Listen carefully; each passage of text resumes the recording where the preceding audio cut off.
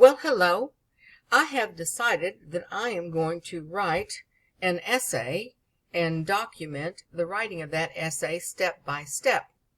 So I know that I want to do something with Woodstock, 1969, and I want to work on a theory of how this happened, because there was a limitation in the quickness with which information traveled through the world. And there were no cell phones at all, of course, and, very limited computer. And I remember getting information was, using a telex, which was, prehistoric. So somehow the word got out, and I, having been there but not allowed to go because I was too young, somebody went, and it went near and far. And so I want to present the theory of how this happened, because there are a number of ways to explain how this many people could have gotten in vehicles and traveled across the country to go to this particular festival. So now that I know what I want to do, I've opened up the folders that I always open up immediately. And that is, show you my little bar up here. I always have EasyBib on my left. That makes it so easy for me because I've already created the project. There it is. And when I click that open, that means that all the new citations, it makes life just so easy. I open up a document to look at it, and I copy the URL and zoom it over here, and it's just an easy thing. Next to that, I have my assignment, which we're going to read in just a minute. And then I have images because, I'm a visual learner. So I like to have images up. And whenever I get to a point where I've been researching something and looking at articles and reading information, I sometimes find myself drifting. And so I always have images open because that's how I learn. And I've embraced that about myself rather than beating myself up for it. But I love to go back and look at pretty images and save them to my folder. Then I've got this poster up that I just showed you, and that may or may not be the title image. It's pretty busy for a title image, but it's going to go somewhere. And then I have a stock photo place that I have, some points with. I have that open in case I need to get a stock image. So now then, on my computer desktop, I've created two folders. One for these images. All the images that I find will go in here. And one for the documents. Now I'm going to go ahead and have two works cited pages for this, just to show you how. It's not a big stickler for me, but it will be for other people depending upon what kind of an essay you're writing. So I'm going to have a folder in images for the URLs, and I will add that in a different citation page. But whenever I download an image, I'll just quick put in the information about that image so that I have the image, I have where it came from, and I can create that bibliography later. In this folder, I have the Woodstock documents, and I have already made my folders. The proposal, the outline, rough draft, final essay, and the most important is notes. I always have a Word document open that's just for notes. I'll open up something and I'll look at it and I'll think, gosh, let you look at something pretty while I tell you what I think. I'll read an article or I'll see an interview with somebody and I'm not sure if I'm going to use it. So what I'll do is in that notes Word document, I'll quick put in the URL, and then I'll copy and paste any content that I think I might use later. And it's real helpful to me. And of course, there's nothing worse in this world than going, oh gosh, where was that article? Where did I find that? What was that about? Oh my goodness. And so much easier for me just to have a notes page and have everything on there. So I haven't gone so far as color coding them a lot, but if it was a huge essay, I'd color code those notes. So I knew what notes would be going to this, that, or the other. All right, so now let's look at the assignment. Here I am in the course, and I'm going to go down to the topic proposal, which is what we're going to be working on first. And I have already opened up, I've locked down my topic. And I'm going to be working on focusing my topic right away. So I'll look at that even though I made that on. And this is some information about how to narrow my topic. But I'm going to talk you through this, and you can read that at your own pace. Now, there are only 4 kinds of essays that we can write. And Woodstock is not a problem or solution. It's not a cause and effect because it really wasn't linked to a cause. But I do love a persuasive essay where I create a theory and I want the reader to consider my ideas and my theory to be plausible. It's not that I have to say this is the truth, don't ever believe anything else, but I do need to mention that. And of course, whenever I present a theory, there will be others who believe something different, and I'm going to have to deal with that whenever I create my essay. And there's really no debate about Woodstock. It's not something that I hear people really talking about at length about how in the world did all that happen. So we're going to keep it with this. Now let's take a look. Go ahead and click on it. Now I just clicked on that little link and it is given me some instructions. And so let's look these over together, and I'll put it on pause a second. You look at it, and then I'm going to come back and point out a couple things. Okay, so I'm just going to point out this little part right here, and this is the important distinction. A book report would be writing a paper that said these bands performed in this order, and this happened at this time, and that happened at that time, and this many people showed up, and so forth. That's a report. We are going to be, I am going to be writing an argument essay, and that means that I'm going to, for this particular type of paper, I'm going to come up with my theory of how something happened, and I'm going to support that and defend it with facts. Right? Okay, good. Got that. So now I'm going to go down here and I'm going to open the template, which I have done. And whenever I start my proposal, because I'm me and I know how it is that I learn, I make sure I highlight that so I don't forget the word count, because it would be just like me to forget the word count. So now, what am I supposed to do for this format? Let's get this figured out. All right, here we go. Okay. We need a working title. We need an image that represents the essay. No logos or words. Okay, so let's do that. We're not going to do much today. Remember, I don't ever do too much on any given day, because I will get burned out and then I'm not doing any good. And you'll see in some of my other things that if I just get to the point where my brain can't think, I'm done. All right, so let me fill this in. Statement of purpose, broad topic, narrowed focus, research methods proposed, proposed outcome, and a working bibliography. All right, sounds reasonable. Okay, so statement of purpose, of course, is going to include my thesis statement, which I don't have ready to do yet, obviously. We just now decided I'm going to do Woodstock.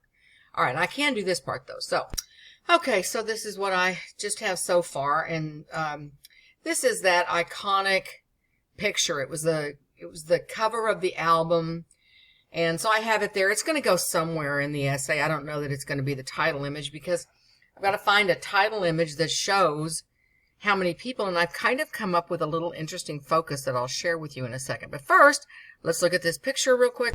Okay, so here's the picture. These incredibly cool people that ended up on the cover of the album and forever famous. So I just click there. That will take me to the article where this image originated, and that takes me to the article. I just copy and paste this into my notepad for the extra bibliography that I'll be doing for images. And I may take information from this. I don't know that this goes that much into how the event actually happened.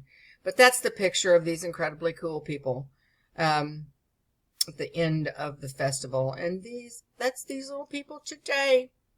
Isn't that just precious? Now I'm getting off topic. See what I do when I start looking at pictures? I get off topic. Back to the proposal. Okay, so my statement of purpose. Woodstock was a unique and iconic music event that took place from August 15th to 1969. Despite all odds of success, which of course I'm going to have to prove that the odds of success were low for this, which I will, 4 young and inexperienced promoters took a dream for a concert that would host 50,000 spectators. Somehow, the number of attendees exceeded 1 million. How did that happen? That's the statement of my purpose. Now, how did I find out all this stuff? Because I went to my very favorite website in all the world, History.com. I love it. It's a vetted website, so you can count on the information as accurate, to the point that anything is accurate. The information is always laid out in excellent form, and it's updated regularly, and I love the way that it puts everything in very simple terms, excellent organization, beautifully written information, and so forth. And that's where we find out, because there are 5 different 1,000 places that say what the count was. But this one goes over the numbers. And then this is cool. Remember I said this was an unexpected event. This is in upstate New York, the very eastern seaboard of the United States. It's not in the middle of the country, someplace in Kansas. It's all the way over in upstate New York. Okay, that's against it just to start with. And these are pictures of the farm where the concert took place, which of course later turned into rack and ruin. And again, that goes against the idea of success in that you destroyed the venue when it was all over with. So this is another point. This article is just going to be so fantastic throughout the whole project. Here's some more information about what happened as it became a free concert. At first, the tickets were $4 a piece. And so that would account for people within the New York neighborhood, perhaps even New Jersey and things, driving upstate to this for a concert like that. But this is one of the promoters. And of course, we're going to go into great detail about these young, I think they were 27 years old, these partners, and how this whole thing evolved. So I'm going to find interviews with them. I'm going to be really researching all of this, and it's going to be so interesting. So 50,000 people were expected, but by August 13th, beginning of it, at least that number were already camped out on location. Over 100,000 tickets sold. Now that's a definable number. The rest of it just goes all catawampus because the floodgates just kind of open. As an estimated 1 people descended on Woodstock's organizers scrambled to add more facilities.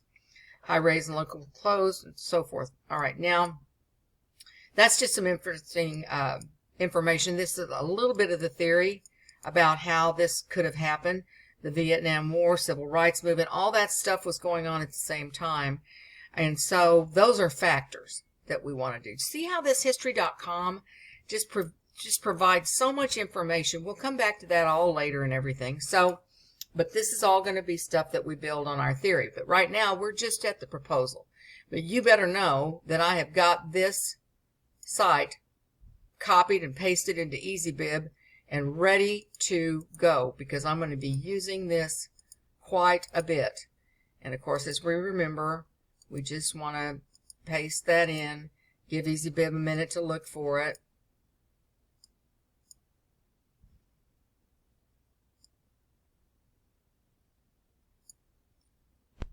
For some reason it didn't find it, so we just have to create it manually.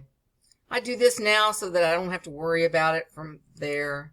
Okay, so this came from History.com. I'll fill this in. I'll be right back. Okay, well that just took a minute just to fill that in. And that's who they said the writers of the article were. History.com editor, so I put that in. Marched the date. And now I just have to complete the citation. I like it much better when it finds everything for you, but there you go. So there we go. It's going to ask me if I need to review anything, and I'm going to ignore that because it has everything we could find about it. All right, there we go. Back to the proposal. Okay, so this is the thing. The statement of purpose should be just this, it's a document that you're writing that proposes, this is what I'm going to answer this question. How'd that happen? The broad topic is the 1969 Woodstock Festival, the promoters, the talent who signed on, the provisions for the event, the management of the crowd. How the small town, upstate town of New York farm concert became an iconic phenomenon. And then the research methods. This is what I'm planning so far. I may come up with other things as I go along. Who knows? And so I have 5 methods shown here. And then my proposed outcome. And I really like this because I think I may go this direction. A theory of how the event mushroomed into a successful cataclysm of peace and music. Successful means that whatever terms we use for success apply. Cataclysm is a wonderful word, and I want to show you this. It's real fun. I always have dictionary.com up right there because half the time I find myself using the same word over and over and over and over again. It makes me nuts. So I just looked up, phenomenon, and it had cataclysm. And cataclysm is normally dedicated to a sudden and violently physical action producing changes in the Earth's surface, like a big, huge event, especially one of a social or political nature. And down here it shows that the origin, the synonym is disaster. Now, if you looked at that farm before and after picture, you might say disaster. And we have to find out some of the more important things about how it happened. And then we have to have an outcome from that. To simply say that's the theory is real nice and everything, and we can find our facts and statistics, and we will, to prove that it was way out of control. It was way outnumbered. And, we're going to do that. But after that, it's like, so what? All right, so the fact that it became that huge event was cataclysmic. I mean, just look at that picture we were just using. This is what Yasser's pretty little farm looked like before. And this is what it looked like after. So, obviously, a cataclysm has taken place. We can see that. We can prove that. Now, here's some other pictures. I just put some aerial shots. Look at this. My goodness. This is going to be so interesting. I'm going to love this topic so much. And I'm glad because by the time I get through writing this, I will know enough to absolutely have... Look at this. Oh, my goodness. So, there we go. I'm not going to talk anymore. This is my little Word document for notes. And I'm going to take everything I just saw on that History Channel. And I'm going to copy all this and just, since I've already updated and everything, I'm going to put it there. I know it's got a lot of links and everything, but just in case I need to get back to it, I just want it to be there. So this is history.com. There's that. Just makes me feel better if I've saved everything so I don't have to wonder about it later. Just save that. Okay, it's already saved. Okay, there we go. Now, that's as far as I'm going to go today. I've got everything set up. I like this. I'm going to add that word.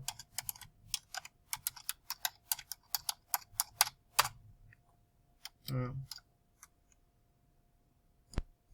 Woodstock cataclysmic phenomenon. I like it. Okay, so that's done. This is done. That's it for today.